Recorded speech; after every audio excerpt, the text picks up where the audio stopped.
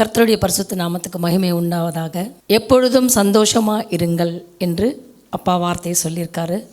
இந்த வேளையில் உங்ககிட்ட என்னுடைய சாட்சியை பகிர்ந்துக்க நான் வந்திருக்கேன். என்னுடைய பேர் ஷோபா. நான் வேளச்சேரி பகுதியில் ஜாய் கேர் அண்ட் க்யூர் அப்படின்னு ஒரு மருத்துவ மையத்தை வைத்து நடத்தி வருகிறேன். 20 வருஷத்துக்கு முன்பதாக ஒரு இந்து குடும்பத்திலிருந்து கர்த்தரை தேடி, நீங்கள் கிறிஸ்டின் அப்படின்றீங்க, ஆண்டவர் பிள்ளைன்றீங்க, ஏன் பொட்டு வச்சுருக்கீங்க அப்படின்னு கேட்பாங்க. நிறைய பேர் கேட்பது உண்டு. என்னுடைய கிளினிக் வரவங்க இதை யாரெல்லாம் புதுசாக பார்க்குறாங்களோ அவங்க எல்லாரும் என்னை கேட்குறது உண்டு. கர்த்தர் நாமத்துக்கு மகிமைக்காக இந்த பொட்டு வச்சுருக்கேன். ஏன்னா அப்பா இதயத்தை தான் பார்க்குறாரு. நீங்கள் பொட்டு வச்சுருக்கீங்களா, பூ வச்சுருக்கீங்களா, இதை அவர் பார்க்குறதில்ல. ஆன்மீகத்தில் நான் யார் என்று தேடின அந்த நாட்களில் நான் தேடி கடைசியாக நின்ன இடம் சபை. சர்ச்சுக்கு ஆலயத்துக்கு போகிறவங்களெல்லாம் பார்த்தீங்க அப்படின்னா ரொம்ப மகிழ்ந்து சந்தோஷமாக இருப்பாங்க. வருஷத்தில் 2 ஃபெஸ்டிவல் தான் அவங்களுக்கு. எனக்கு தெரிஞ்சு ஒன்று கிறிஸ்மஸ்ஸு, இன்னொன்று நியூ இயர். இதுதான் நாங்கள் பார்த்து வளர்ந்தோம். 365 நாளில் நிறைய மாதத்துக்கு ஒரு ஃபெஸ்டிவல் இருக்கும். அப்போல்லாம் மன நிறைவு இருக்காது. குடும்பம் ஃபுல்லாக ஆட்கள் இருப்பாங்க, உறவுகள் இருப்பாங்க, எல்லாரும் இருந்தாலும் ஏதோ ஒரு குறைவு இருந்துக்கிட்டே இருக்கும். நாங்கள் தேடுற தேடலுக்கு எங்களுக்கு பதில் கிடைக்காதனால நானும் என் கணவராரும் ஆன்மீகத்தில் அதிகமாக தேடி எங்கெங்கேயோ அலைஞ்சோம். பிரம்மகுமாரிஸுக்கு போனோம். அதுக்கப்புறம் எங்கெங்கெல்லாம் மெடிடேஷன் சென்டர் நடக்குதோ அங்கெல்லாம் போய் தேட ஆரம்பித்து ஒரு காலகட்டத்தில் பார்த்திங்கன்னா அப்பாவுடைய அன்பை ஏக்கத்தோடு தேட ஆரம்பித்த நாட்களில், ஏன்னா எனக்கு அப்பா கிடையாது, ஏக்கத்தோடு தேடும்போது அப்பா யாரென்று உணர்ந்து கொள்ளுகிற ஒரு காலகட்டம் எல்லாருக்குமே வந்திருக்கும். எனக்கும் அப்படி ஒரு நேரம் வந்துச்சுங்க. நாங்கள் இருந்த பகுதி பார்த்திங்கனாக்கா வேலூரில் சர்ச் காலனியில் இருந்தோம். எங்கள் வீட்டை தாண்டி தான் சபைக்கு போவாங்க. வாரம் நாங்கள் கேட்ட விஷயம் பார்த்திங்கன்னா, தாவீது ஆடு மேய்ச்சிட்டு இருந்தார் அப்படின்னு சொல்லுவாங்க. ஒரு ராஜா எப்படிங்க ஆடு மேய்க்க முடியும்? நாங்கள் எங்களுக்கு அப்போ தெரியாது. எப்போ பார்த்தாலும் இதை சொல்லிக்கிட்டே இருக்காங்களே அப்படின்னு நினைப்போம். ஆனால் கர்த்தருக்குள்ளே வந்த பிறகு ஆண்டியாக இருந்தாலும் அரசனாக முடியும் அப்படின்னு கதை கேட்டது மட்டும் இல்லைங்க, அதுக்கு நானும் ஒரு சாட்சி. எங்கேயோ ஒரு டவுனில் பிறந்து ஒரு டாக்டராக இருந்து நான் சிட்டிக்கு வரும்போது இந்த சென்னை பகுதியில் எனக்கு யாரையும் தெரியாது. கர்த்தரை சார்ந்து கர்த்தரை ஏற்றுக்கொண்டதுக்காக என் ஜனம் என்னை வெளியே தள்ளிச்சு. கர்த்தருடைய பிள்ளைகள் அவங்க வெல்கம் பண்ணாங்க. ஏன்னா அப்பாவுடைய அன்பு நாங்கள் அங்கே தாங்க பார்த்தோம். நம்ம நல்ல வசதியாக வாழும்போது நம்மளை சுற்றி எல்லா சொந்தமும் இருக்கும். நம்ம கொஞ்சம் கீழே இறங்கிட்டோம், வருமானம் இல்லாமையோ இல்லை நல்ல வசதி இருந்து அந்த வசதியை இழந்து இன்றைக்கி நம்மக்கிட்ட ஒன்றும் இல்லைன்னும் போது நம்மளை யாரும் தேட மாட்டாங்க, நம்மளை அவாய்ட் பண்ண தான் பார்ப்பாங்க. அப்போ நான் அப்பா கிட்டே ஒரு கேள்வி கேட்டேன்.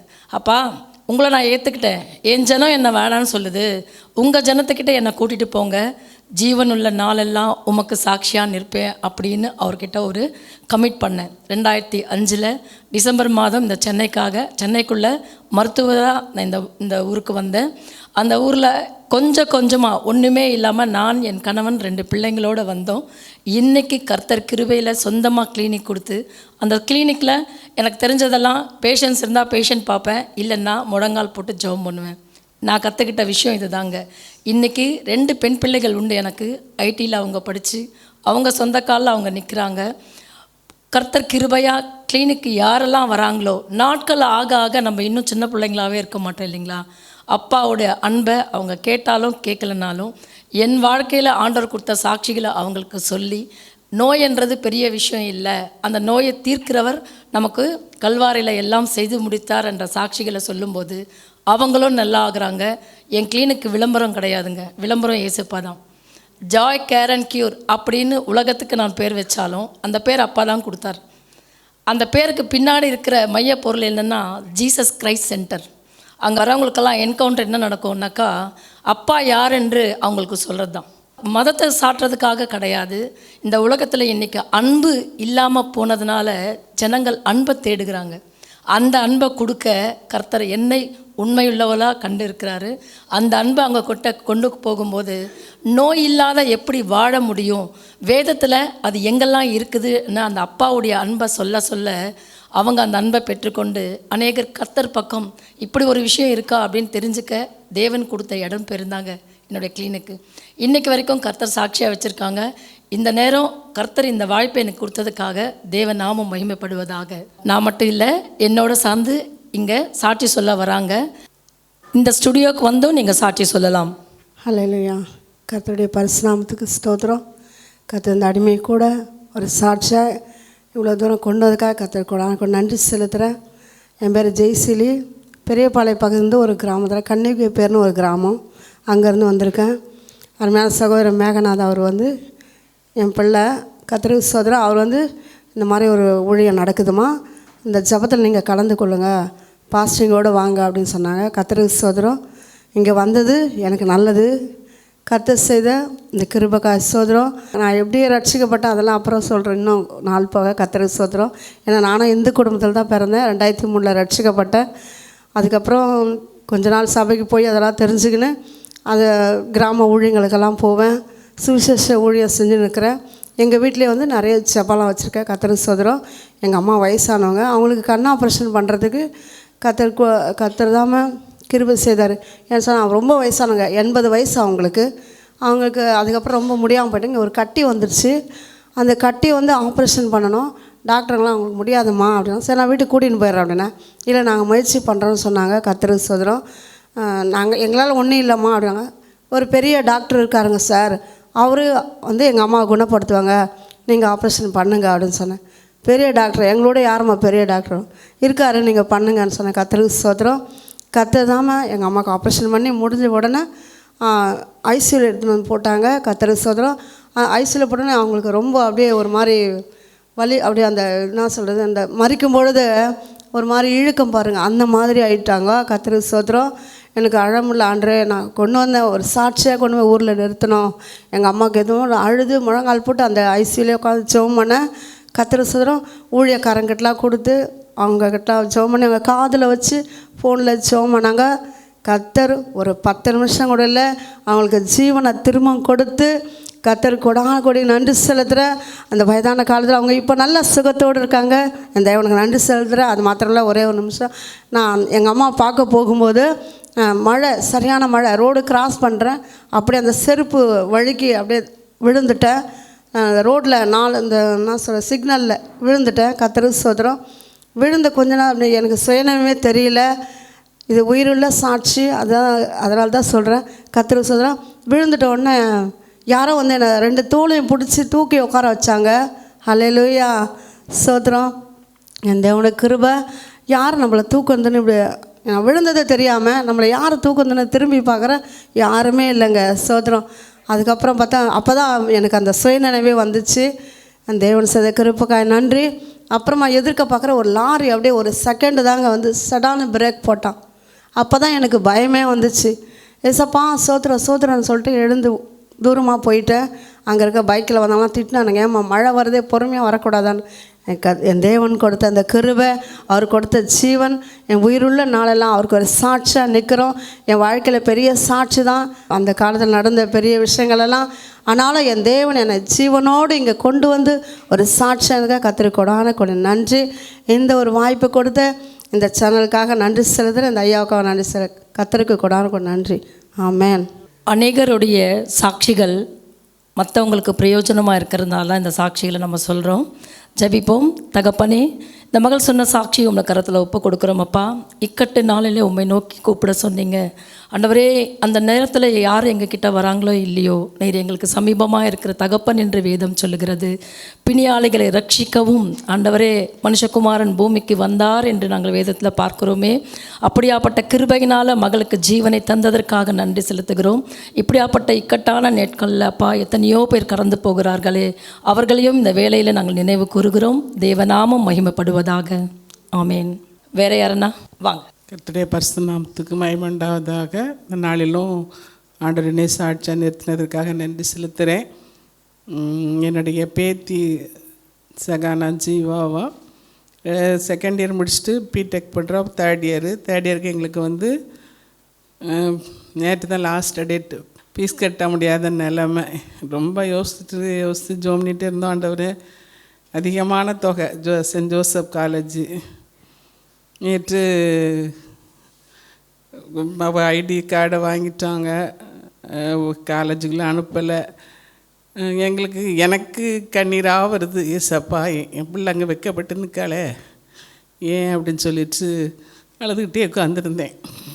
ஆண்டவருடைய பெரிதான கிருபையினால் ஒரு 11 மணிக்கெலாம் நாங்கள் எப்படி கட்டிடுவோம் அப்படின்னு சொல்லி அலோவ் பண்ணுங்கன்னு சொன்னோம். ஆண்டவருடைய பெரிதான கிருபையினால் 11 மணிக்கெல்லாக அந்த ஃபீஸை கட்டி காலேஜுக்கெலாம் ஆண்டவர் அனுப்புறதுக்கு உதவி செய்தார். அதுக்காக கோடான கொடி ஸ்தோத்திரங்களை ஏறெடுக்கிறேன். செகண்ட் இயரும் ஒரு அரியர் இல்லாதபடி ஆண்டவர் பாஸ் பண்ண உதவி செய்தார். அதற்காக என் தேவனுக்கு நன்றி செலுத்துகிறேன். ஒவ்வொரு நாளும் அவளுக்கு நான் ஜோம்னி தான் அனுப்பேன். கரெக்டாக 5:50 விட்டு போயிடுவா. அப்போ நான் ஜோம்னி தான் அனுப்பேன்.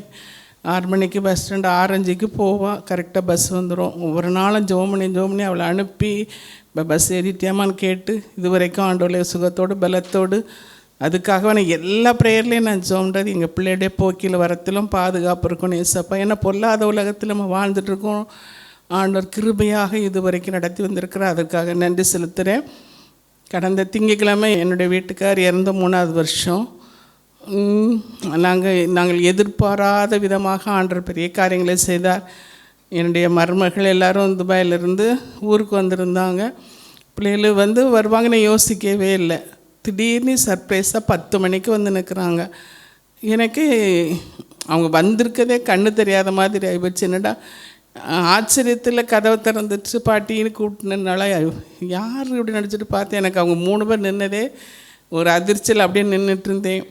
ஆண்ட பெரிய கிருபையினால் மருமகள் 2 பிள்ளைகளும் பெரிய 2 பொண்ணு பிள்ளைகள். எனக்கு 3 பிள்ளைங்க, ஒரு பையன் 2 பொண்ணு. 2 பேரும் இங்கே எல்லோரும் இருந்து லீவ் போட்டிருந்தாங்க. ஆண்டு பெரிதான கிருபையினால் பிள்ளைகள் எல்லாம் சந்தோஷமாக இருந்து நேற்று நைட்டில் அவங்கவுங்க இடத்துக்கு ஆண்டவர் போகிறதுக்கு உதவி செய்தார். அதுபோல் பேத்திக்கு ஜெருஷா கொஞ்சம் பாஸ்போர்ட்டில் கொஞ்சம் கஷ்டமாக இருந்தது.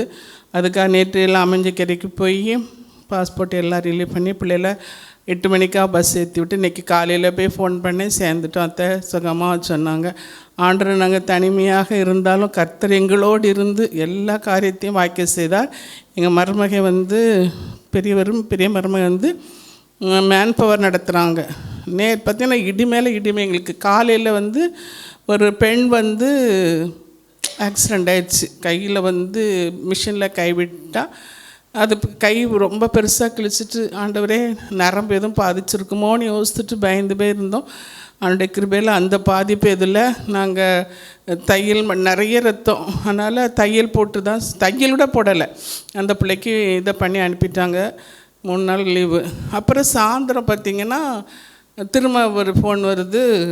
2 கையும் ஒரு இது விழுந்து 2 கை நசுங்கி விரல் துண்டாயிட்டு அப்படிங்கிற அளவுக்கு சொல்லிட்டாங்க. எங்களுக்கு பயந்து போயிருந்தோம். ஏசப்பா என்ன ஒரே நாளில் நாங்கள் இவ்வளோ பெரிய சோதனையை வேதனையை எங்கள் அனுபவிக்கணுமா அப்படின்னு சொல்லிட்டு நான் இடி மேலே காலையிலேருந்து இப்படி அனுபவிக்கணுமா நினச்சோம். அப்புறமா ஃபோன் பண்ணி கேட்டால் இல்லை, கை 2ம் நசுங்கி ஆனால் விரல் கூட கட் ஆகலை. ஆண்டு பெரிய கிருபையினால் 2 கையும் இது பண்ணி அந்த பையனுக்கு லைட்டாக சர்ஜரி பண்ணியிருக்காங்க நினைக்கிறேன். ரெண்டு ஆண்டவர் ஒரு எப்படினாலும் பிள்ளைகள் 1 வாரம் வேலைக்கு போக முடியாது. ஆனாலும் ஆண்டவர் பெரிய கஷ்டம் துன்பம் எங்களை நெருக்கிச்சு. நேற்று முழுசும் பாடாத பாடு. ஆனாலும் ஆண்டவருடைய பெரிதான கிருபை எல்லாவற்றையும் ஆண்டவர் நிறைவாக்கி இந்த நாளிலும் ஆண்டவர் எங்களை இந்த இடத்துல நிறுத்திருக்கிறார். அதுபோல் காலையிலையும் நைட்டில் பயங்கர தலை சுத்து. என்னால் எழும்பவே முடியல. நான் அப்படியே படுத்துருந்தேன். எங்கே நான் டயர்டாக இருப்பேன். எனக்கு நான் கிரேஸ் டிவிக்கெலாம் போக மாட்டேன், படுத்துருவேன். அப்படி தான் சொல்லிவிட்டு படுத்துருந்தேன். ஆனால் காலையில் தம்பி ஃபோன் பண்ணாங்க வாங்க அப்படின்னுட்டு. சரி நான் வரேன் அப்படி சொல்லிட்டு வந்தேன். ஆண்டோட பெரிதானக்கில் இது வரைக்கும் எந்த ஒரு தலை சுற்றில அதுபடி ஆண்டவர் காத்து வந்திருக்கிறார். ஆண்டவருக்கு கோடான கொடி ஸ்தோத்திரங்களை ஏறெடுக்கிறேன். தேவநாமம் மகிமைப்படுவதாக. பாருங்கள், தலைவலியாக இருந்தாலும் சரி, பெரிய நோயாக இருந்தாலும் சரி, அவருக்கு அது லேசான காரியம். அதே போல் தேவைகள் மத்தியில் இருக்கும்போது அது 1 ரூபாவாக இருந்தாலும் சரி, 1 கோடி ரூபாவாக இருந்தாலும் சரி, அது சந்திக்க அவர்னால் முடியும். ஜபிப்போம். தகப்பனே, இந்த சாட்சியை உங்களை கரத்தில் ஒப்பு கொடுக்குறோம் அப்பா. பிரத்தியார் மத்தியில் வெக்கப்பட்டு போகாதபடிக்கும் தேவரீர் அப்பா அந்த காலேஜுடைய ஃபீஸ்களை நீ சந்தித்ததற்காக நன்றி அப்பா. மறவாமல் உங்களுடைய சமூகத்துக்கு மகள் சொன்ன அப்பா இந்த சாட்சியை நீர் ஆசீர்வதிக்கும்படியாக இதை கேட்கிறவர்களுக்கு பிரயோஜனம் உள்ளதாகவும் அப்பா உங்களுடைய கரத்தில் தாழ்த்துகிறோம். அதே போல் அப்பா வியாதிகள் மத்தியில் ஆண்டவரே அப்பா எங்கள் கைகள் அடிபட்டுச்சு, காலில் அடிபட்டுச்சு, சரீரத்தில் பலவீனமாக இருக்கிறோம் என்று சொல்லுகிற ஒவ்வொருவருக்கும் கர்த்தர் சொல்கிற ஒரே பதில், என்னால் முடியாத காரியம் ஒன்றுமில்லை என்று சொன்னீரே அப்பா. உலர்ந்த எலும்புகளை உருவாக்குகிற தேவன் ஆண்டவரே, இந்த சரீரத்தை நீங்கள் கொடுத்தீங்கப்பா ஆண்டவரே. இந்த ஜீவனை நீங்கள் பாதுகாத்து கொள்ள வல்லவராக இருக்கிறீர். இப்படியாப்பட்ட விசுவாசத்தில் இன்னும் அதிகமாய் வளரச் செய்ய என் தகப்பனப்பா நீங்கள் கிருபை தர வேண்டுமாய் ஆண்டவரே உங்கள் கருத்தில் தாழ்த்துகிறோம். ஜெபத்தை கேட்டு பதில் கொடுக்குற பலியால் உமக்கு ஸ்தோத்திரம். ஆமேன். அடுத்த சாட்சி வாங்க. கர்த்தருடைய பரிசு நாமத்திற்கு மகிமை உண்டாவதாக. இந்த நாளிலும் சாட்சியாக நிறுத்தின கர்த்தருக்கு நான் நன்றியை செலுத்துகிறேன். என்னோடய தாயாருக்கு 81 வயசு. பல நாட்கள் அவங்க கீழே விழுந்திருக்காங்க. ஏன்னா நான் அவங்கள தனியாக வீட்டில் விட்டுட்டு நான் வெளில வந்துடுவேன். வீட்டுக்கு போனோன்னே சொல்லுவாங்க, நான் கீழே விழுந்துட்டேன் ஆனால் உடனே எந்திரிச்சிட்டேன் அப்படின்வாங்க. ஏன்னா கொஞ்சம் என் மேலே பயம், நான் அவங்கள ரொம்ப திட்டுவேன். கொஞ்சம் அடங்க மாட்டாங்க. அதாவது நம்ம இங்கே போகாதீங்கம்மானா அங்கே போவாங்க. இதை செய்யக்கூடாதுமா அப்படின்னு சொன்னோன்னா அதை செய்கிறது அளவுங்க. அதனால் என்ன பண்ணுவாங்கன்னா, நைஸாக நான் இல்லாத சமயத்தில் நான் எங்கே போக வேண்டாம்னு சொல்லணும் அந்த இடத்துக்கு போவாங்க. வலிக்கு விட்டு கீழே விழுந்துருவாங்க.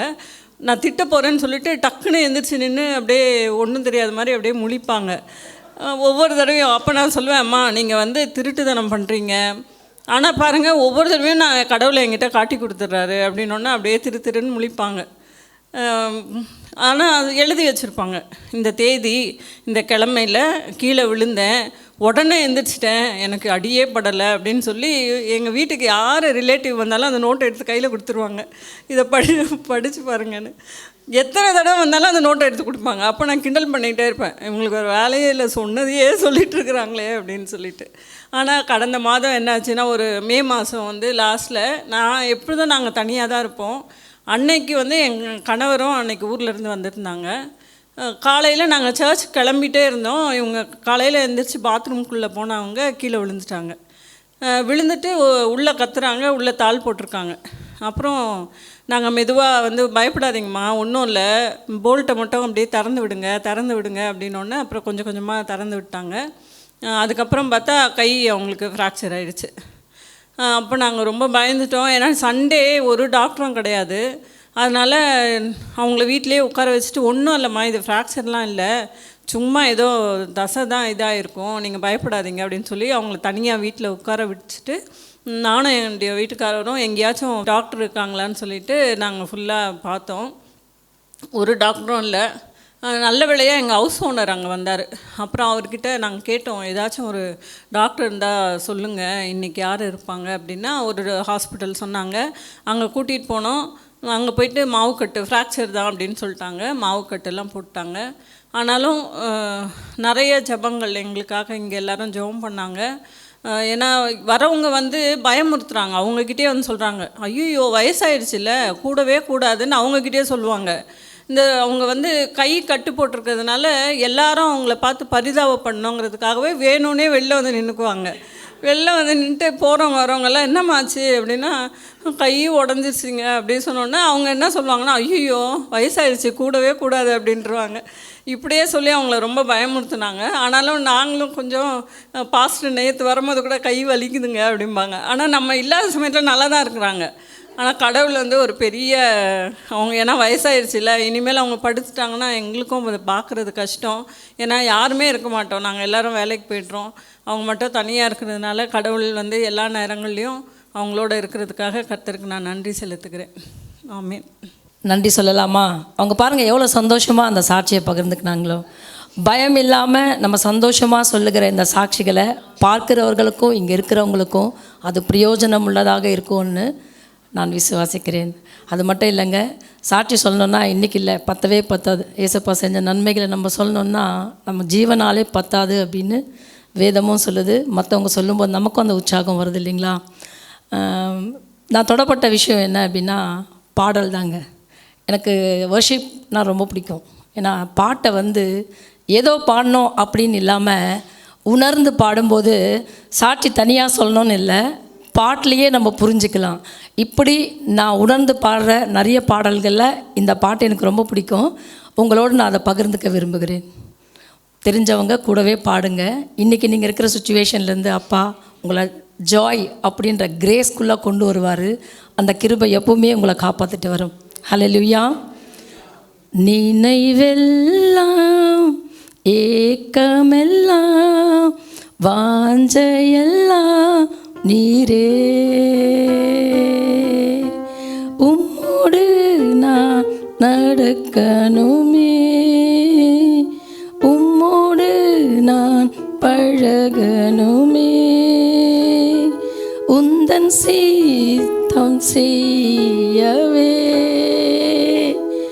என் அன்பே என் உயிரே,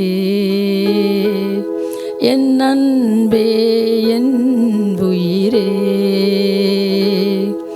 மழைக்காக காத்திருக்கும் பயிர் போல நான் காத்திருப்பேன், மழைக்காக காத்திருக்கும் பயிர் போல நான் காத்திருப்பேன், மழையாக இறங்கணுமே, என்னை முழுவதும் நனைக்கணுமே, மழையாக இறங்கணுமே, என்னை முழுவதும் நனைக்கணுமே, என் அன்பே என் உயிரே, என் அன்பே என் உயிரே. தாயன்பேன் தகப்பனென்பேன், ஆபத்திலே என் துணையன்பே, தாயன்பே தகப்பனென்பேன், ஆபத்திலே என் துணையன்றே, மணவாட்டி என்பவரே, மணவாளன் இயேசுவே, மணவாட்டி என்பவரே, மணவாளன் இயேசுவே, என் அன்பே என் உயிரே, என் அன்பே என் உயிரே. நினைவெல்லாம் ஏக்கமெல்லாம் வாஞ்சையெல்லாம் நீரே, உம்மோடு நான் நடக்கணுமே, உம்மோடு நான் பழகணுமே, உந்தன் சீத்தம் செய்யவே, என் அன்பே என் உயிரே, என் அன்பே என் உயிரே. ஹல்லேலூயா. இந்த சாட்சியின் பகுதியை நம்ம ஆசீர்வதித்து கடந்து போவோம். பரிசுத்தமுள்ள நல்ல ஆண்டவரே, உம்மை நன்றியோடு ஸ்தோத்திரிக்கிறோம். இந்த வேளையில் சொல்லப்பட்ட சாட்சிகளை கர்த்தருடைய கரத்தில் ஒப்பு கொடுக்கிறோம். ஆண்டவரே, உலகத்தில் அப்பா நாங்கள் ஜெயிப்பது எதனாலே என்று சொல்லும்போது சாட்சியின் வசனத்தினாலும் ஆட்டுக்குட்டியான இரத்தத்தினாலும் அல்லவா என்று சொன்னீங்களே அப்பா, இந்த உலகத்தில் நீங்கள் ஜெயித்தது போல நாங்களும் ஜெயிக்க எங்களுக்கு கிருபை தந்திருக்கீங்க. அதற்காக நன்றி செலுத்துகிறோம். இந்த சாட்சிகளை கேட்கிற ஒவ்வொருவருக்கும் ஆண்டவரே, தன்னுடைய தோய்ந்து போன அந்த இதயத்தில் கர்த்தருடைய பலன் உண்டாகட்டும். ஆண்டவரே, உம்முடைய கிருபை தாங்கி அவர்களை நடத்தட்டும். எல்லா சூழ்நிலையிலும் உம்மை சார்ந்து வாழுகிற அந்த வாழ்க்கையை இவர்களும் கற்றுக்கொள்ள இந்த தருணத்தை நீர் கொடுத்ததற்காக நன்றி. அப்படி செய்தபடியால் உமக்கு ஸ்தோத்திரம், துதி, கன, மகிமை உமக்கை செலுத்துகிறோம். இயேசுவின் நாமத்தினால் பிதாவே, ஆமேன்.